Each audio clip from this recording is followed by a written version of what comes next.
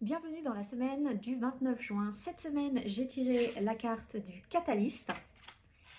Et pour la deuxième semaine d'affilée, la carte du renard. Donc puisqu'il en remet une couche, son message a besoin d'être réentendu.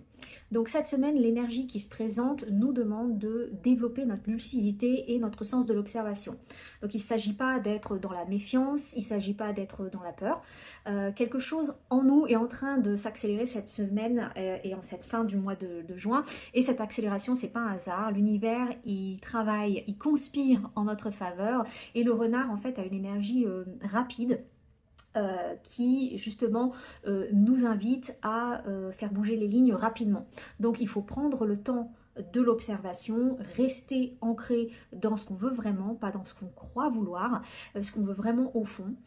C'est ce que l'énergie de cette semaine nous invite à cultiver, c'est vraiment notre intelligence naturelle, notre capacité à observer avant d'agir, à contourner les obstacles plutôt qu'à les affronter de front, comme le ferait un renard.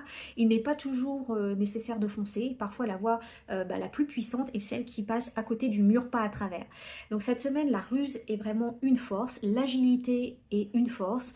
Donc on nous invite à utiliser ces ressources intérieures et faire vraiment confiance à notre instinct et rester stratégique dans nos actions. L'environnement autour de nous aussi peut ne pas vraiment jouer entièrement franc jeu avec nous, donc la discrétion et à privilégier cette semaine, observer les intentions avant de s'engager, d'être vigilant dans nos associations, nos partenariats. Donc c'est pas un appel encore une fois à la méfiance généralisée, c'est vraiment une invitation à prendre son temps, à ne pas tout dévoiler trop vite. Donc dans ce climat, il peut y avoir un peu de friction cette semaine, une certaine tension palpable, et c'est normal, c'est voulu. Comme je l'ai dit, l'univers fait bouger les lignes, donc il est vraiment en train de nous aider à dissoudre ce qui ne correspond plus à notre vérité, les fausses croyances, les perceptions figées, les conditionnements qui nous ont limités en fait sans qu'on s'en rende compte. Donc tout ça est en train d'être remis en question.